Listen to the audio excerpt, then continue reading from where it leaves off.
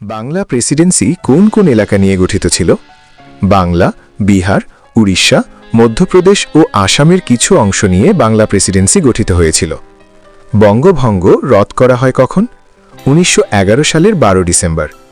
মুসলিম লীগ কত সালে গঠিত হয়? ৩০ ডিসেম্বর ১৯০৬ সালে। কত সালে খিলাফত ও অসহযোগ আন্দোলন শুরু হয়? খিলাফত আন্দোলন ১৯১৯ এবং অসহযোগ আন্দোলন ১৯২০ সালে শুরু হয়। দ্বিজাতি তত্ত্বের মূল কথা কি? ভারতবর্ষে দুটি জাতির ভিত্তিতে দুটি আলাদা রাষ্ট্র গঠন। পাকিস্তানের প্রথম গভর্নর জেনারেল কে ছিলেন? অবিভক্ত বাংলার শেষ মুখ্যমন্ত্রী কে ছিলেন?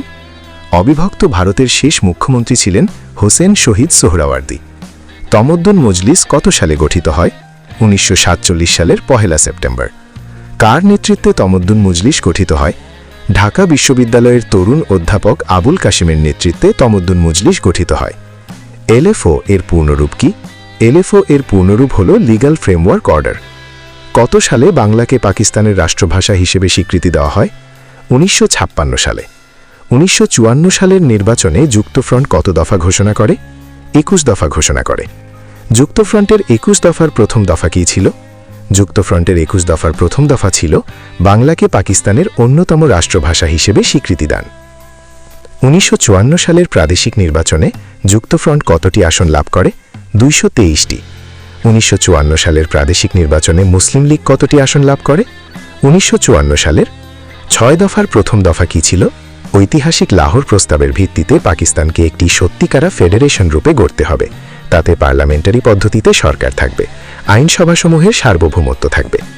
১৯৭০ সালের সাধারণ নির্বাচনে আওয়ামী লীগ কতটি আসন লাভ করে? ১৬৭টি। মুজিবনগর সরকারের প্রধানমন্ত্রী কে ছিলেন? তাজউদ্দিন আহমদ। মুজিবনগর সরকার কখন গঠিত হয়? মুজিবনগর সরকার গঠিত হয় ১৯৭১ সালের ১০ এপ্রিল।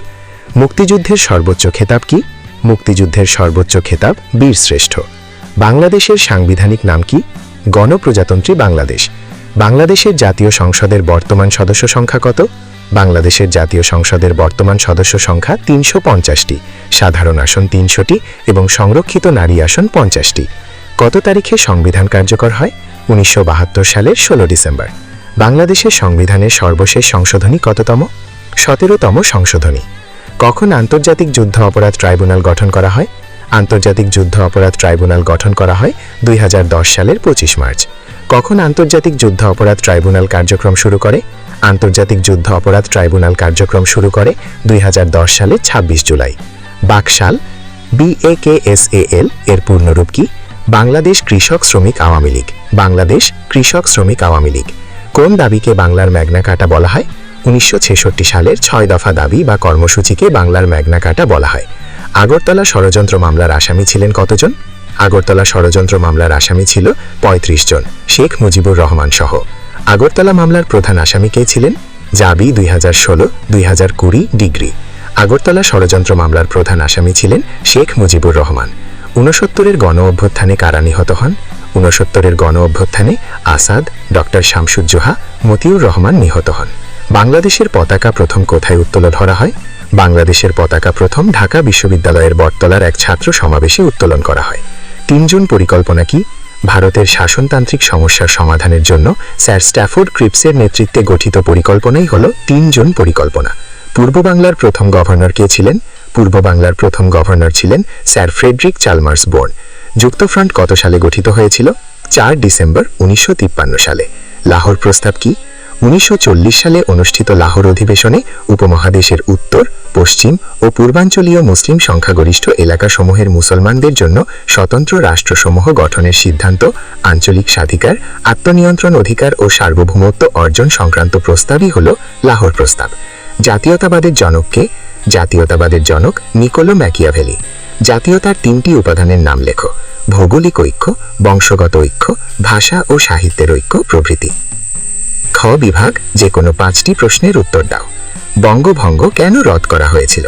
২ দ্বৈত শাসন বলতে কি বোঝায়? ৩ বিলালার বিজাতি তত্ত্ব ব্যাখ্যা করো। ৪ ক্রিপস মিশন কি? ৫ মুজিবনগর সরকার সম্পর্কে সংক্ষেপে লেখো। ৬ অপারেশন সার্চলাইট কি? ৭ সংক্ষেপে ভাষা আন্দোলনের গুরুত্ব আলোচনা করো। ৮ ভাষা আন্দোলনের কারণগুলো লেখো।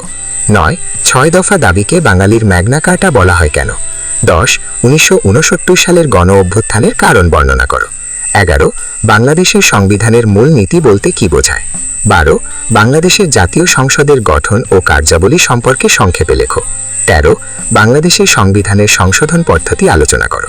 14 মৌলিক গণতন্ত্র কি। 15 গণ অভ্যুত্থান বলতে কি বোঝো। 16 1956 সালের পাকিস্তানের সংবিধানের মূল বৈশিষ্ট্যগুলো লেখো। 17 1970 সালের সাধারণ নির্বাচনের তাৎপর্য আলোচনা করো। গ বিভাগ, যে কোনো 5টি প্রশ্ন উত্তর দাও। 1 1906 সালের সর্বভারতীয় মুসলিম লীগ গঠনের পটভূমি আলোচনা করো।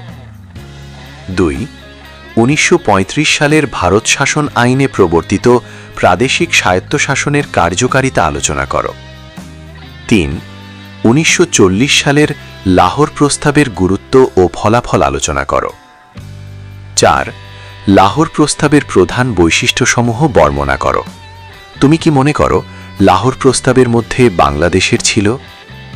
5 1947 সালের ভারত স্বাধীনতা আইনের বৈশিষ্ট্যসমূহ আলোচনা করো। 6 1952 সালের ভাষা আন্দোলনের পটভূমি ও গুরুত্ব আলোচনা করো। 9 বাংলাদেশের স্বাধীনতা আন্দোলনে 6 দফা কর্মসূচির গুরুত্ব আলোচনা করো। 8 1969 সালের গণ অভ্যুত্থানের কারণ ও প্রভাব ব্যাখ্যা করো। 9 বাংলাদেশের মুক্তিযুদ্ধে ভারতের অবদান তুলে ধরো। 10 1972 সালের বাংলাদেশের সংবিধানের বৈশিষ্ট্যসমূহ আলোচনা করো। 11 বাংলাদেশের রাষ্ট্রপতির পদমর্যাদা, ক্ষমতা ও কার্যাবলী আলোচনা করো। 12 বাংলাদেশ জাতীয় সংসদের গঠন, ক্ষমতা ও কার্যাবলী আলোচনা করো। 13 জেনারেল এরশাদের পতনের কারণসমূহ আলোচনা করো। 14 1970 সালের সাধারণ নির্বাচনে আওয়ামী লীগের বিজয়ের কারণ ও ফলাফল আলোচনা করো। 15 বাংলাদেশের মুক্তিযুদ্ধে ভারতের অবদান তুলে ধরো। 16 বাংলাদেশের সংবিধানের উল্লেখযোগ্য সংশোধনীসমূহ আলোচনা করো।